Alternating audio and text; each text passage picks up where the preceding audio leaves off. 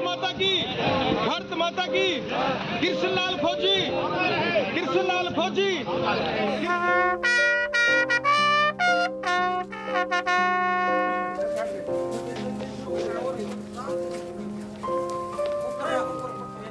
करनाल के मुनक गांव में उस समय मातम छा गया जब ड्यूटी के दौरान आईटीबीपी के जवान शहीद हुए।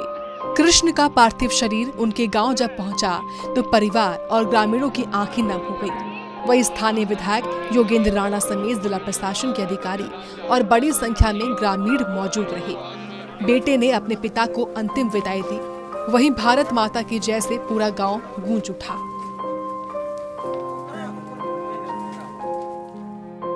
परमपिता परमात्मा से प्रार्थना करते हैं कि वो उनको अपने चरणों में स्थान दें और जो परिवार है राम सिंह जी का, इनको इस दुख को सहन करने की शक्ति प्रदान करे। ऐसे शहीदों की वजह से ही हमारा देश आज़ाद देश है, लोकतंत्र का सबसे बड़ा देश है और इन्हीं शहीदों, ऐसे शहीदों की वजह से ही हम इस खुली हवा में सांस ले रहे हैं। इसीलिए हमें ऐसे शहीदों की शहादत को कभी नहीं भुलाना चाहिए। बता दें, शहीद हुए कृष्ण 32 सालों से आईटीबीपी में अपनी सेवाएं दे रहे थे। 3-4 महीनों के बाद रिटायर होने वाले थे, जिन्होंने देश के नाम पहले भी कई मेडल जीते हुए थे। इस समय वो अरुणाचल प्रदेश में अपनी ड्यूटी दे रहे थे। वहीं ड्यूटी के दौरान ही उनकी हार्ट अटैक से मौत हो गई, जिनका पार्थिव शरीर आईटीबीपी के जवानों की तरफ से उनके गाँव में लाया गया और वहां राजकीय सम्मान के साथ उनका अंतिम संस्कार किया गया। इस दौरान जिला प्रशासन के लोग भी मौजूद रहे। करनाल से हिमांशु नारंग की रिपोर्ट। भारत माता की, भारत माता की, कृष्णलाल फौजी, कृष्णलाल फौजी।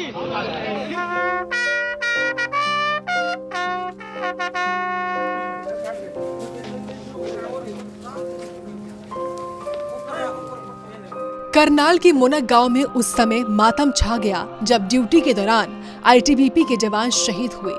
कृष्ण का पार्थिव शरीर उनके गांव जब पहुंचा तो परिवार और ग्रामीणों की आंखें नम हो गईं। वही स्थानीय विधायक योगेंद्र राणा समेत जिला प्रशासन के अधिकारी और बड़ी संख्या में ग्रामीण मौजूद रहे। बेटे ने अपने पिता को अंतिम विदाई दी। वहीं भारत माता की जय से पूरा गाँव गूंज उठा।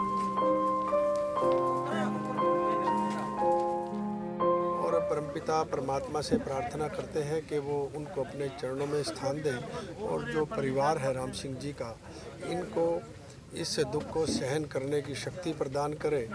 ऐसे शहीदों की वजह से ही हमारा देश आज़ाद देश है, लोकतंत्र का सबसे बड़ा देश है और इन्हीं शहीदों, ऐसे शहीदों की वजह से ही हम इस खुली हवा में सांस ले रहे हैं।